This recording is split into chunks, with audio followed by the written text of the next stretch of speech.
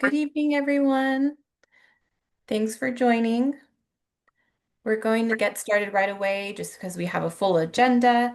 I do want to let you know that the webinar is being recorded, but any registrant, this is for any registrants who are unable to attend, and any attendees that are here today, your information will not show up on the recording since we are in a webinar setting. So with that said, we'll go ahead and get started. My name is Adriana, and I'm one of the co-chairs of Mana de San Diego's Advocacy Committee. I'm joined here with my other co-chair, Paulina Sierra. She's on the call. And we welcome you to today's webinar. So today, as you may know, Wednesday, October 8th is Latina Equal Pay Day.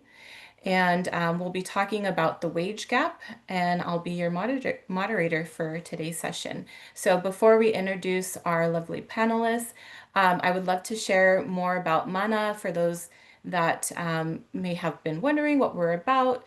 And for the volunteers that are here today, welcome and welcome back, and thank you for being here.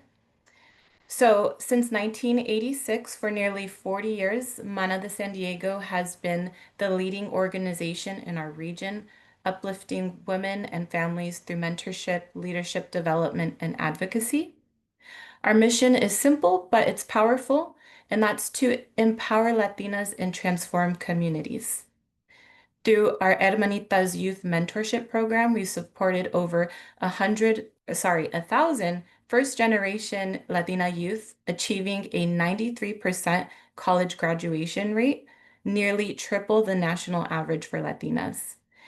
Our Latina Success Leadership Program, which has recently been named to the Mana de San Diego Leadership Development Program, has trained more than 300 professional Latinas, ensuring they step into leadership roles across sectors in civic life. And I'm proud to say that I'm one of the program's alumna. Since 1991, we've awarded $880,000 in scholarships to Latina students, directly investing in the next generation's educational and economic mobility.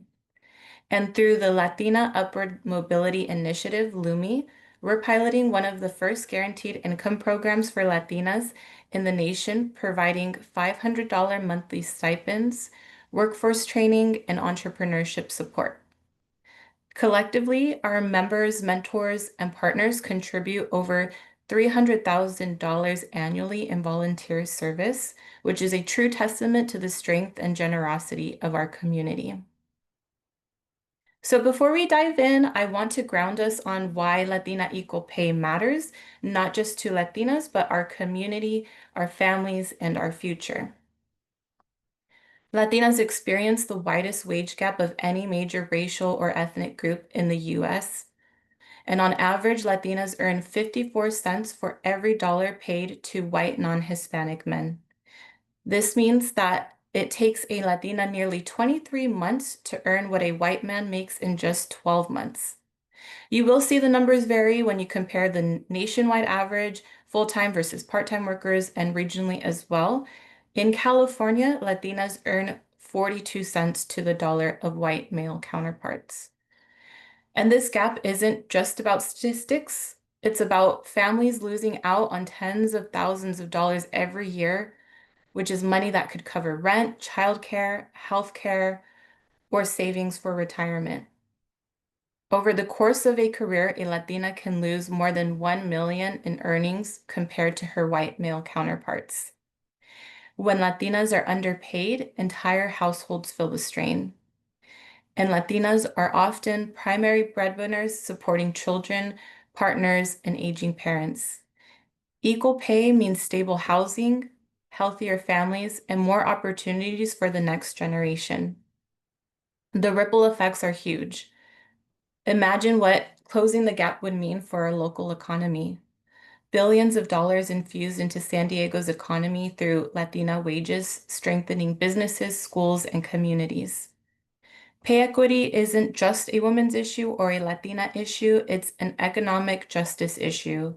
Achieving equal pay is about ensuring dignity, fairness, and the recognition of Latinas as the powerful economic drivers that we already are.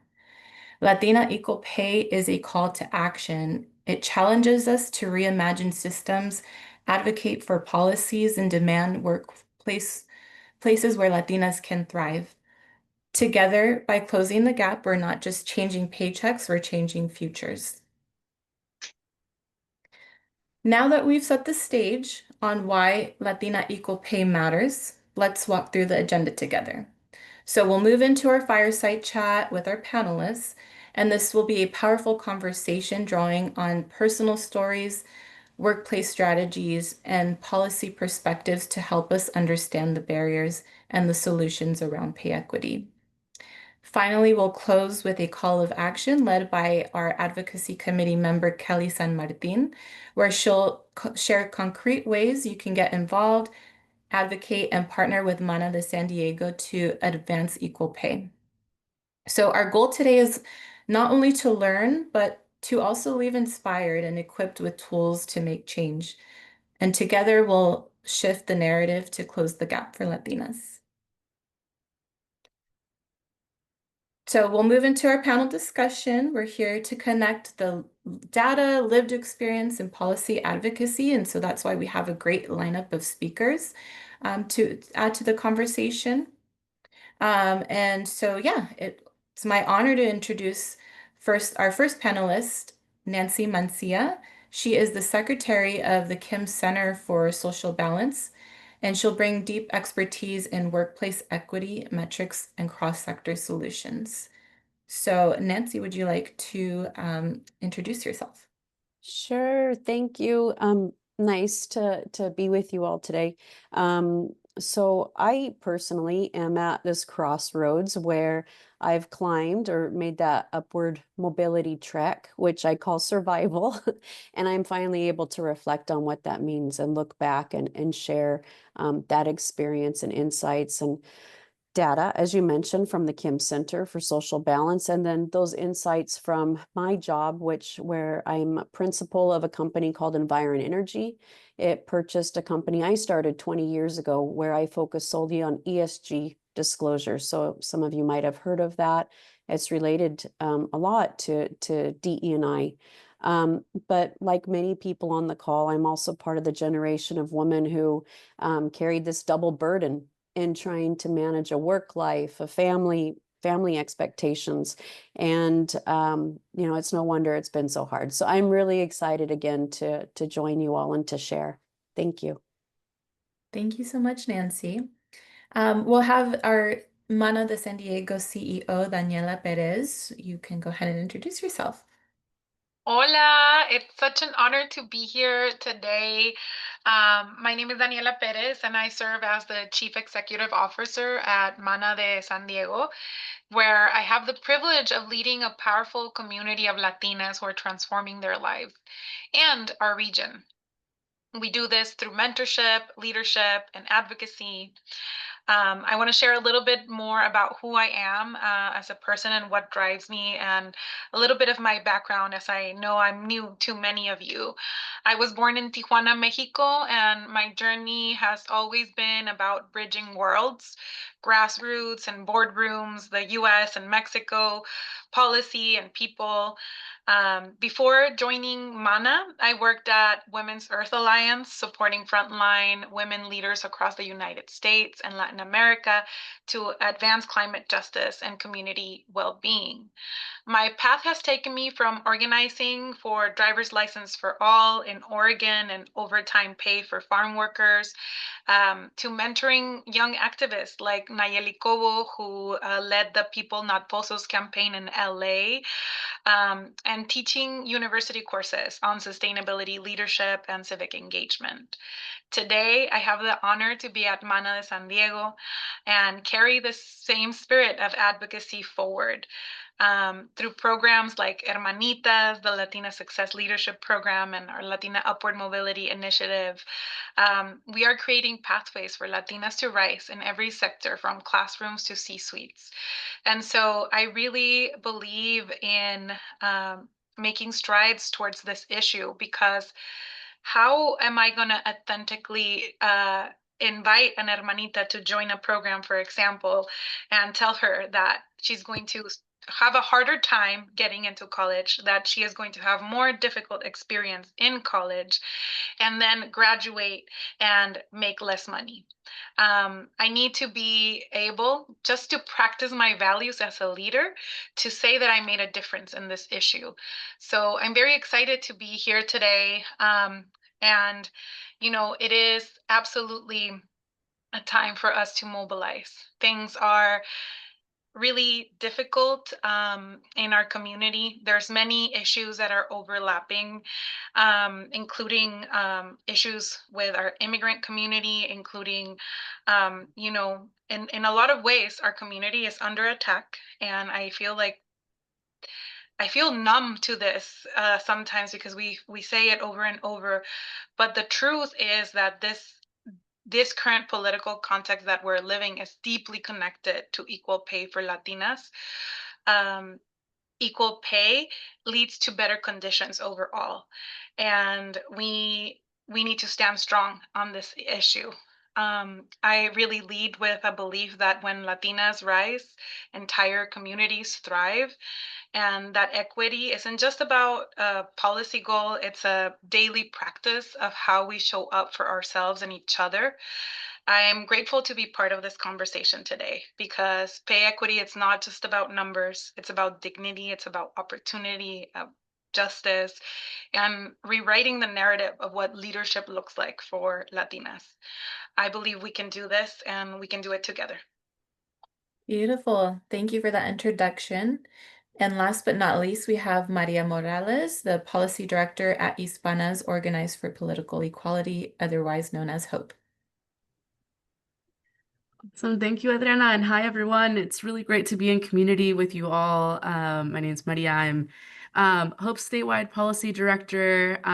Really grateful for the invitation to get to speak to some of the work that we've been doing, but also the partnerships that we've had with Mana de San Diego for a really long time now. And obviously, we're really aligned in our mission. So I'm really grateful that we can, you know, uh, work together in community to elevate an issue as important as this one. For those who may be unfamiliar with HOPE, the mission of HOPE is to build political and economic parity for Latinas, but also for all communities. I think, Daniela, I 100% agree, and the data shows it. When Latinas do well, their entire community and the state does well. And that's part of, the guiding light behind why we've been investing so deeply into this demographic of this really powerful demographic of women in our state. As Hope's Policy Director, I lead all of our legislative advocacy in Sacramento. So that's actually where I'm zooming in from today, but I grew up in Southern California, so I still identify as a SoCal person, even though I've been living in NorCal for a little bit now. I will say I think this topic is deeply personal to me. I also know it's deeply personal to Hope, and especially tied to our larger work on building economic parity for Latinas.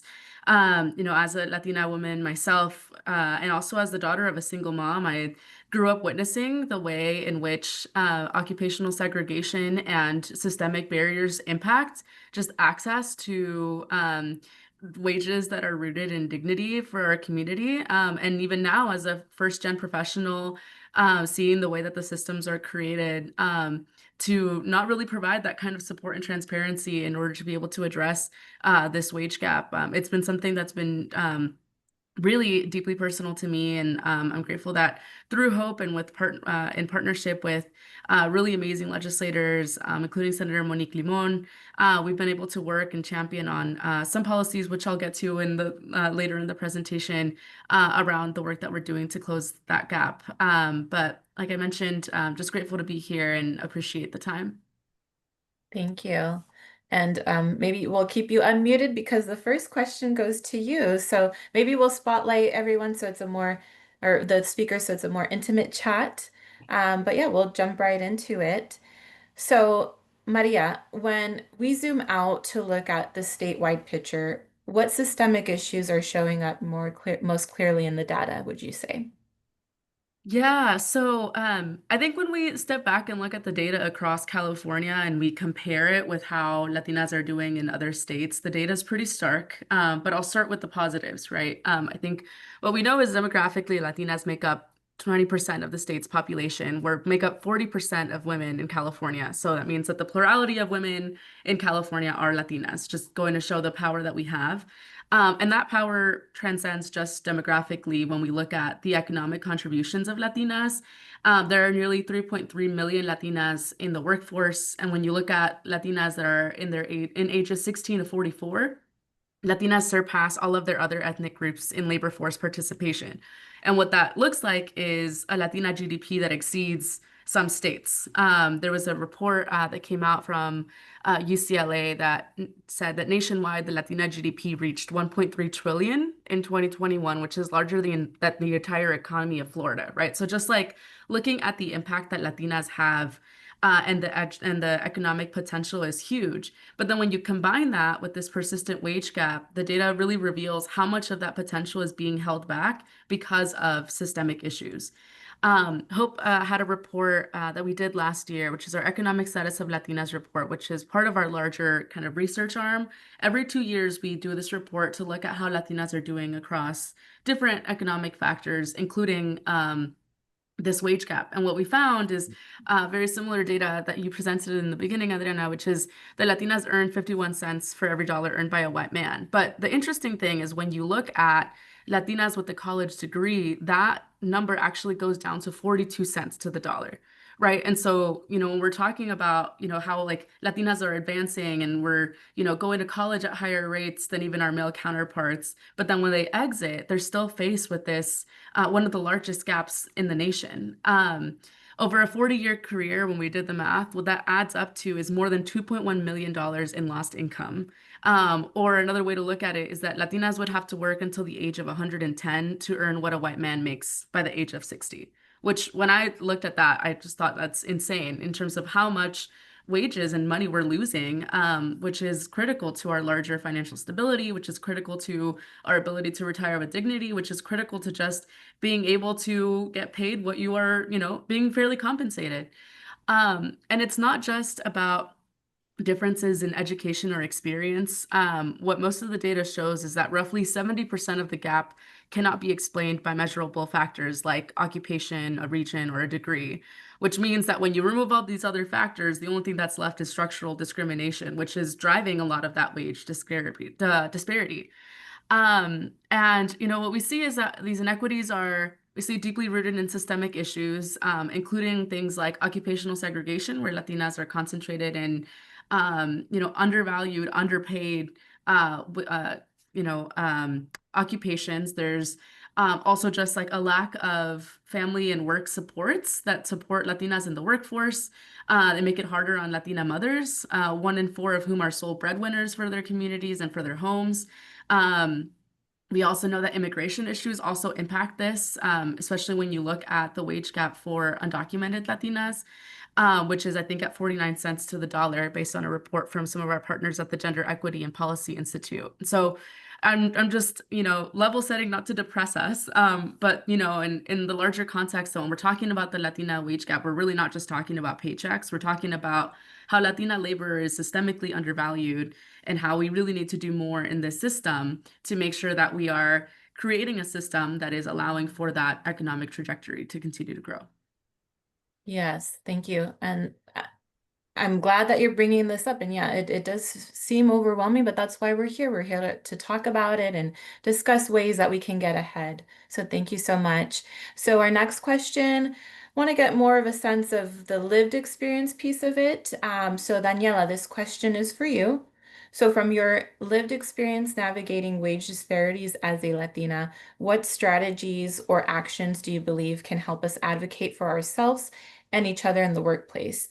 And two-pronged question, how can these individual efforts connect to broader change for our community? Thank you for that question. And Maria, thank you so much for providing us with such vital context for how the data is being experienced, right? And what the key drivers are that are creating that reality. And so I want to speak a little bit about how this issue is it really touches us in a lot of ways. So for me, it's not an abstract issue, really. It's connected to my lived experience. So even from a young age, I feel like I got messages constantly around, and this might be something that a lot of you all have heard in your lives. Uh, be grateful that you even have a job. I don't know if I wish I could see hands raised about how many of us have ever gotten that message in our households or with colleagues. Or another one that I heard in schools, calladita te ves más bonita, right? That's another one. So I appreciate Maria sharing a little bit about the systemic racism that leads to this, but I feel like there's also a cultural context that is embedded in patriarchal, I would say machista values that are replicated in our homes, and that we hear those messages. And, especially as Mexican American women, I'm speaking from my perspective as a Mexican American. We really are taught to survive, to be humble, quiet, and thankful instead of bold, visible, and assertive. And over time, I realized that gratitude doesn't mean silence. The first step is confronting those cultural barriers that tells us to shrink. We can honor our culture and our family sacrifices and still demand fairness. And so when we look at the data, the need for the courage becomes really clear for me. As of 2024, we just heard, right, the 54 cents to the dollar. And if you look at, Latinas, we're not really a monolith. If there's different ways that you could look at the data, right? And so, for example, for Mexican American women, the number is even lower. I've seen data that points out to even 37 cents to the dollar. And it's even lower for women that are from Guatemala. It's lower for women in rural communities. So really learning how this issue, the data, and how it affects you personally, your story, your identity, is important. And what might be the cultural underpinnings that could be leading to some of this, right? So even Latinas like myself who have been able to achieve upward mobility and who identify as being executive leaders, legislators, public officials, there's also a huge paid gap there. And so the gap persists regardless of education, occupation, or experience. It affects us differently.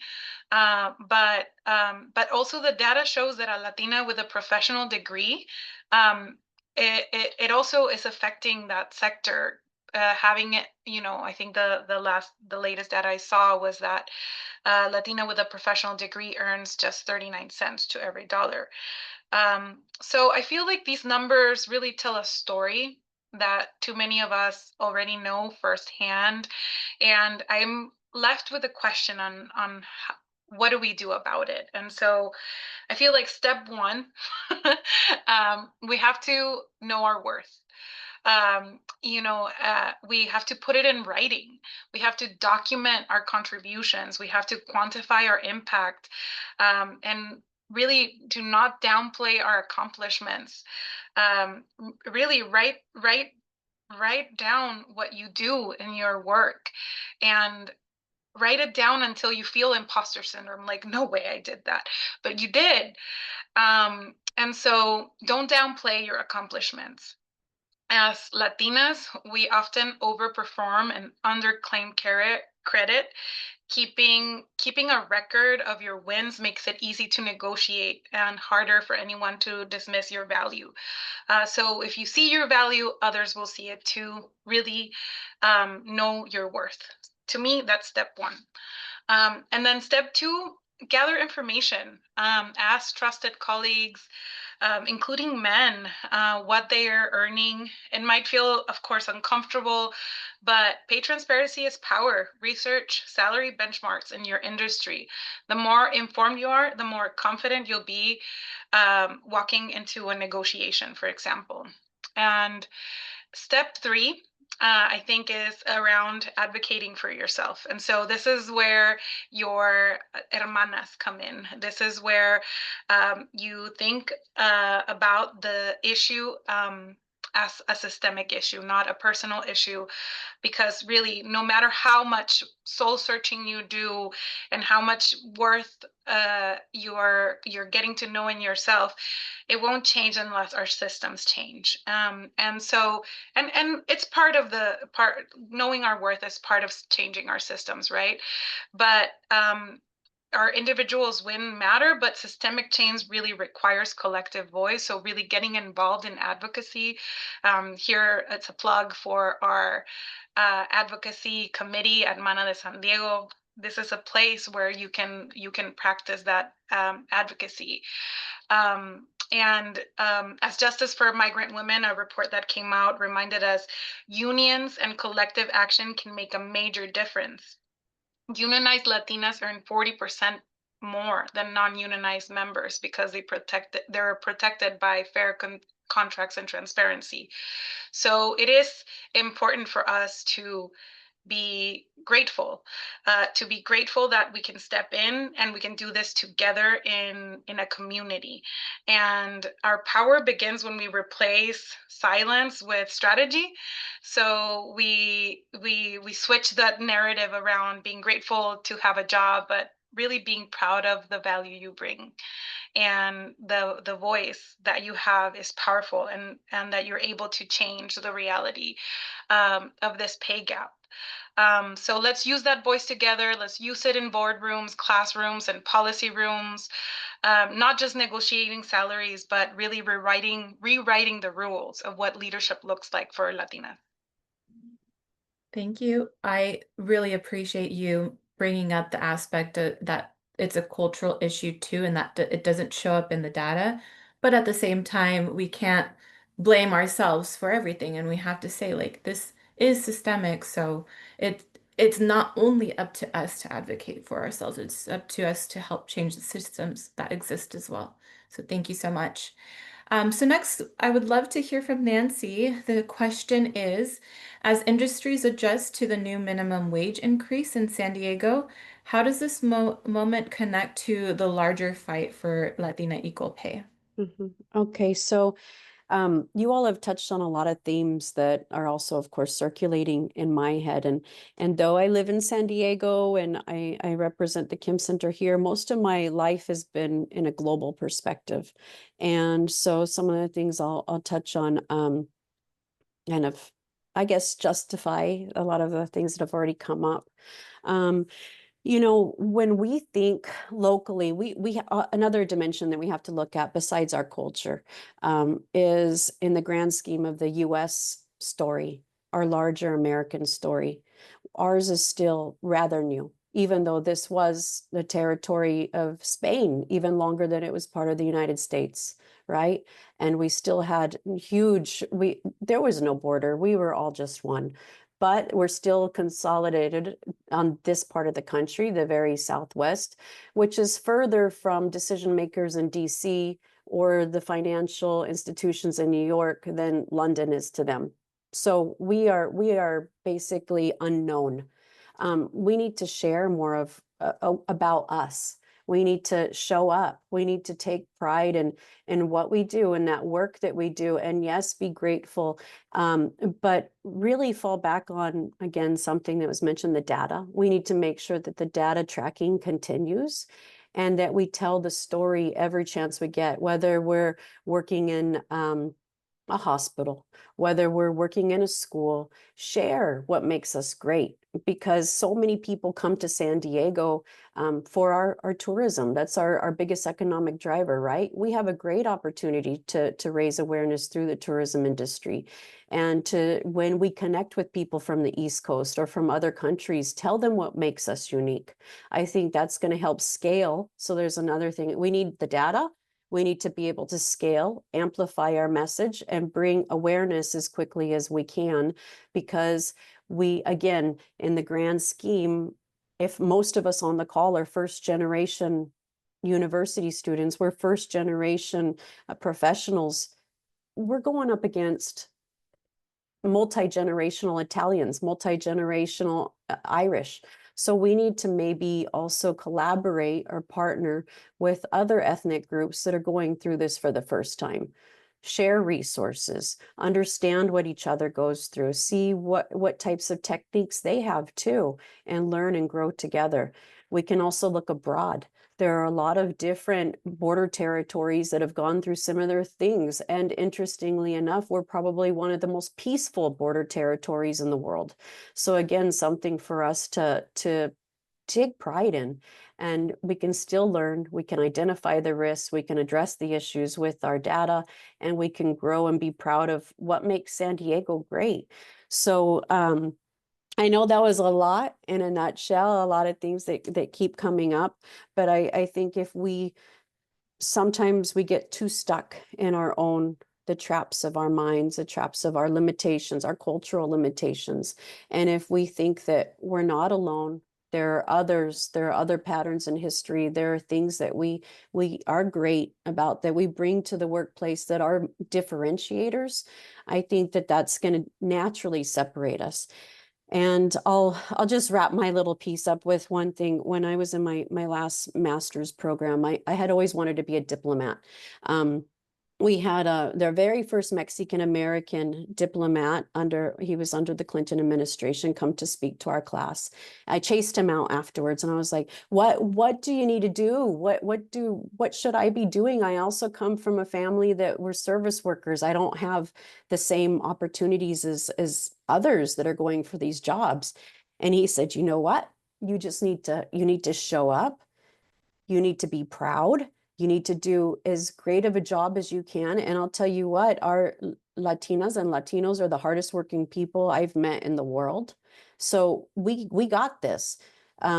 If we show up, we do that good job, we're positive, we do share what the cultural aspects of gratitude and kindness, that's going to take us a long ways. People will catch it, but we need more representation in leadership positions. And again, we'll scale. So I'll just stop there. I know it's a lot. Thank you. No, that's very great insight, and we really appreciate that. Okay, so we're gonna bring it back to Maria for one of her last questions. So, what policies, Maria, are you currently promoting at Hope or have promoted that shape the economic reality for Latinas and our families? Yeah, thank you for that question, Adriana. So, Hope is we identify as a multi-issue organization. We have kind of four big policy pillars that we engage on, and two of them are economic empowerment and representation, right? Which I think is kind of right at the intersection of this issue. Um, One of the bills that we worked on a few years ago, which actually became law, was SB 1162, which was authored by Senator Monique Limon. And it was really focused on addressing the issue of pay transparency in California, right? If we don't know how much your colleagues are getting paid, then you can't really go and advocate for yourself, right? So it's going back to like, how are we fixing that system problem? So in 2023, that became law, and it required employers to include salary ranges in their job postings and then report pay data to a state agency by race, ethnicity, and gender. The whole goal of that was to empower workers to advocate for fair pay using that data. But what we found now in the implementation is that the pay ranges that are being reported are so wide that you can't really tell how much you're getting paid based on just like the category, because the range can be up to like 100,000. So which just makes it really hard for you to use that data in a way that actually translates into you negotiating for yourself. The other thing that we saw is despite California having one of the strongest wage laws in the nation, the wage gap went up, right? And clearly it's getting worse for Latinas. So the issue is continuing. And so what we looked at is how do we modernize existing law to reflect modern compensation practices? And one of the things that we did is we partnered with Senator Limon again, this time on a new bill, which is SB 642, which is currently on the governor's desk. And we did this in partnership with the California Commission on the Status of Women and Girls with equal rights advocates and the California Employment Lawyers Association. And what this law or bill, and hopefully will become law, does is it changes the definition of wages so that when you are saying, hey, I'm not getting paid the same as my other colleague is, you're not just looking at salary, but you're also looking at stocks. You're also looking at benefits. You're also looking at vacation time, all of these other things that also impact your compensation that maybe we don't think about. The other thing that it does is it allows for workers to recover pay even after they've left for up to 6 years. So there's a statute of limitations on when you can claim, that there was wage theft. But if there was, and you have a case under the Equal Rights Act, you'd be able to recover up to 6 years of of those wages, which is a huge win for workers because oftentimes you don't even know that you were getting paid differently than your colleague until after you've left. So what this is doing is giving workers the tools that they need to be able to properly advocate for themselves and recover some of those lost wages. It also requires employers to provide good faith estimates of that salary range, which was trying to address that problem of the really wide postings, and it removes gender binary language to make the law just more inclusive. So we feel really excited about this because it's the first time that the Equal Pay Act has been modernized in over 10 years. We think it's the right time to do it. Right now, it's on the governor's desk. If you're interested in, taking action, Hope posted today about that bill, and there's a link on our social media that you can just click. You put your name, and it'll immediately send a letter to the governor requesting him to sign it. We're hoping he has to let us know by the end of this week. I was hoping he would do it today, but the day's not over, so maybe it'll come through. But in any event, that's just some of the work that we've been doing, in addition to like the larger work that we're doing around advocating for paid family leave and advocating for maternal health investments and childcare, and things that allow Latinas to fully realize their potential in the workplace, and have all the supports that they need to be able to thrive there. So it's just some of the work that Hope has been doing in that space. Amazing. Thank you. Nancy, we're going to bring it back to you for your last question. Are there any partnerships across sectors that give you hope for improving the economic realities of Latinas and their families? Mm-hmm. So again, back to what supports our tourism industry. If we have the travel, leisure, hospitality, managed by maybe the unions or different industry associations, I see that those are probably the best conveners of the people, and with the rights and with the backing to help support people in getting their equal rights. But here in San Diego, I've been surprised to see the healthcare and the educational opportunities for Latinas and for other ethnic groups that I think are maybe disenfranchised or not at the same economic level and able to access those services, very different than a lot of other cities. And so they not only provide those direct services, but they provide additional services that can support the well-being of the people and their families and the communities. They play a critical role in the community. And for me personally, and also via the Kim Center and the support that we've gotten over the years from the different groups in town, I would say that those are some of the best. And they do try to address the root problems. So again, we're going to follow up with some additional resources that we've gathered through the Kim Center and our ongoing studies. But over the years, we found that when we're sampling, we're doing surveys, for instance, across different groups, different ethnic groups in San Diego, we found that 50% of Latinas say that they're either mistreated or interrupted at work. So that means that, of course, they cannot fully focus on the jobs. They cannot fully excel. The same, they're misidentified or having lower job status than they should, so they're not able to evolve.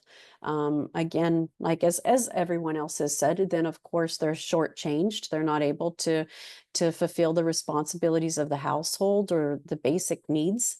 Or they're just simply ignored or questioned about what they can contribute to. So they're held back. And again, that just completely, it's like a stab in the foot. It's a big wound in our society. And so being able to go to healthcare providers, being able to go to, say, if, and oftentimes back to the cultural dynamics, a lot of things that the big elephant in the room, there's also a lot of abuse that women have to deal with in our community. And at least we have people they can go to. So, and kind of a roundabout way of saying, but there's a lot happening through industry associations, through through the through the medical system, and through the community groups that I find just hugely promising. Again, if we can share more information, the better. Unfortunately, the way San Diego is built, our topography kind of separates us by separate communities. And so sometimes we don't always get all the information as a whole. So that's where I see maybe there's a way to get that out more so that we can access more people. Thank you so much. And all of our panelists you all have a wealth of information, and no pun intended, but I would love to hear if you have anything that you'd like to add to the conversation that we didn't ask in the conversations. We do have a little bit of time before we end with our call to action. So is there anything else going on at either Hope or the Kim Center for Social Balance that might be useful to our attendees on the call today regarding this topic, or even anything that you would like to share with us or plug even? Yeah, I can go. I failed to mention what our website is, which is latinas.org. You can also follow us on Instagram, which is at Hope Latinas. I told our comms team I was going to do that, so I'm glad you gave me the chance to follow through on that commitment. But there's a few things that are coming down the pipeline for Hope. One is we're really pushing for advocacy around this law. We're hoping will happen. But we also have a new report that's going to be coming out on October 14th, which is our National Economic Status of Latinas report. So it's going to be looking at some of that wage data, but we're looked at how California is doing on supporting Latinas economically compared to New York, compared to Texas, compared to Florida and Illinois. And the data is, pretty stark, especially I think considering the present moment. So highly encourage you to follow us on Instagram or LinkedIn or whatever socials that you have. We'd love to have you join a community webinar that we're going to be doing on the release of that report. The other thing that we have on our kind of larger work around representation is we'll be having another webinar next week around redistricting, which is kind of separate to Latina Equal Pay, but when we're talking largely about what our political and economic power is in this country, and like in this present moment, we find that the best way for you to be a good advocate for yourself is just to have all the information. So highly encourage you to just follow us for any of those events, and then our Latina Empowerment Day, which I think we're partnering with you all on Friday. Yes, we are so excited about that. Thank you so much. Nancy, was there any final words you want to leave us with? Yeah, And I'll plugging do to just a quick plug for the information, the resources that the Kim Center has available. We mentioned we're going to follow up, but also if you refer to the Kim Center website, you can access information via our LEAPS dashboard, which takes into account several metrics that support pay equity. Again, it's mostly across gender, but we also break it down by ethnicity. And then you can also, if your organization is interested in having an assessment done, you can contact the Kim Center and we can do a deep assessment on the health of pay equity at your organization. Thank you so much. Oh my gosh, that is super useful. And I actually had a meeting at my work today, and I was suggesting to my boss, we should do some type of audit. So I will probably be contacting you. Thank you so much. Alrighty, so with that, I will go ahead and pass it over to my fellow advocacy committee member, Kelly San Martin, and she'll lead us in just a closing and a call to action. So Kelly, go ahead and you have the floor. Oh, thank you, Adriana. Very honored to be here and to support, but most of all, just deeply in gratitude to all the panelists, for leading us not only time, wisdom, information, just a breath of of just information that we have and for joining us in this important conversation, fireside chat. But most of all, now that we've heard the data, we've heard the information, the importance of lived experience, we want to see the policy landscape. What do we do now moving forward? So we've had, our beautiful Daniela, Maria, and Nancy to share their experiences, but we do have a call to action. So what I've pulled, for each of them is, Maria, as a representative of Hope, is we know that many of the problems is, systemic, but the awareness is the awareness of the information, what's out there, the data. Thank you for sharing that with the bill from Senator Limon, but that awareness truly is what's going to help us to drive forward. So that's, from Maria. From Danielle, our dear, CEO, is really just our culture, our information, our upbringing really does impact and influence how we see how our actions carry forward. But not only with that, I love how you said, Caidita te ves más bonita. I think we all have it ingrained or tattooed in some form or fashion, but truly it's, being bold, asking questions, pushing forward, making sure that our seat is known at the table. So thank you for that. Nancy from the Kim Center, it's really just knowing that people need to hear us and know about us, but most important, data. Data is the driver. We're seeing that from policy, we're seeing it from impact, but data is really important, whether we share it, participate it, collaborate that. That's truly the call to action that, that three of you have provided for us today. So with that, what I would like to share with you, as Daniela shared, that when Latinas rise, communities thrive, and truly here in San Diego. By closing the pay gap, we not only change individual lives, we also strengthen families, businesses, and the entire economy nationwide, not just in San Diego, but as Maria mentioned, the data that we're sharing is nationwide.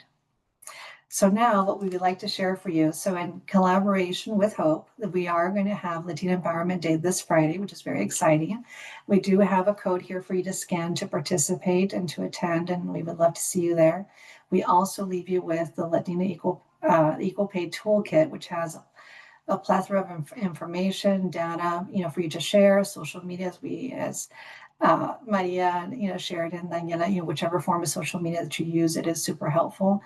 Mana has worked very diligently to create the QR code so you can share that, whether via email or social media platforms. And most importantly, and finality, and just to close this session, fireside chat, is we would also like to invite you to Brindis. So the annual event that Mana holds is our gala. Not only is it for community, for participation to enjoy, but it's also these funds are so imperative to Mana as we continue to fundraise to impact programs like Numi Hermanitas. They're just so steadfast and pillars of the Mana program. So we invite you, which is coming up in November, and we'll be sharing that also.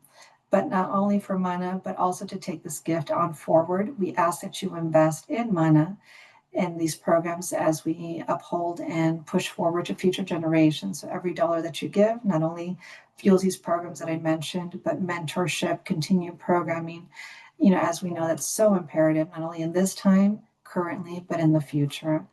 So with that, also Mana will be offering a discount code during the Hispanic Heritage Month for attendance for the Brindis Gala that we would love to have you.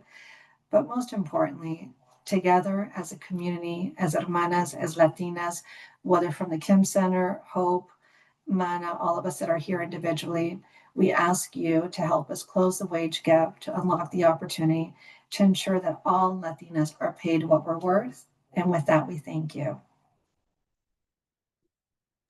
Thank you. I'd like to just close this out before we call it. I think we did an amazing time with timing, and we had a couple tech issues. Our Adriana, our moderator's computer closed down, but here we are. But I wanted to take a second to just share a little bit about our future of advocacy at Mana de San Diego.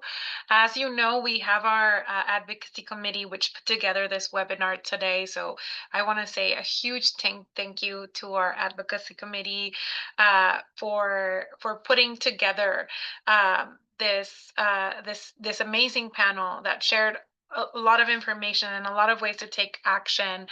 And what I shared a little bit during my question is the importance of coming together to building that hermandad around taking action together.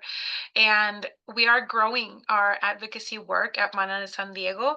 It's one of our strategic priorities to become the leading voice for Latinas in San Diego. And so there is a huge opportunity for you as an audience member today to become involved in these efforts. We are in the midst of creating a Latina Leaders Coalition. And this Latina Leaders Coalition is one of the visions that I bring as the new leader of Mana de San Diego as a way to scale our advocacy work. We will be building up our advocacy committee to become an actual coalition.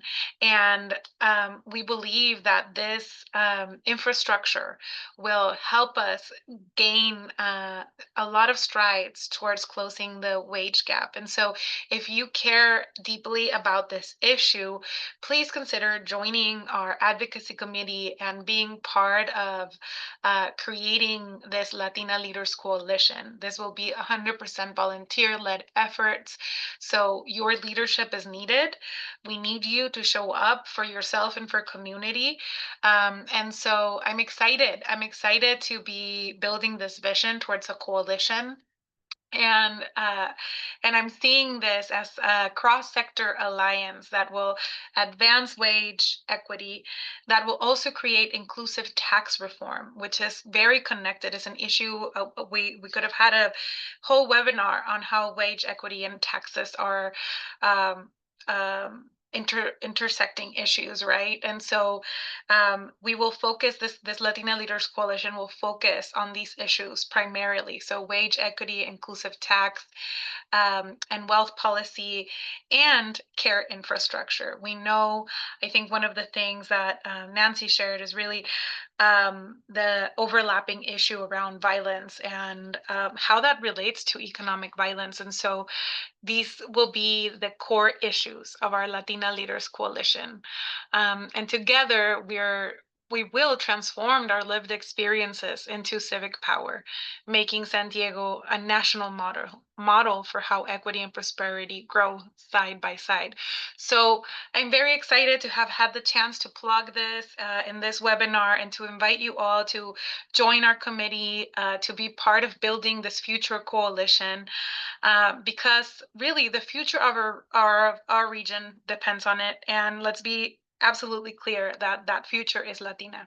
So thank you so much for being here and for your courage and your continued support of Mana de San Diego. I look forward to connecting with you in the future. We'll end today's webinar just a few minutes earlier, just giving you all the time back. Please enjoy your dinners, your time with families, friends, loved ones, and continue fighting the good fight. Thank you so much for being here.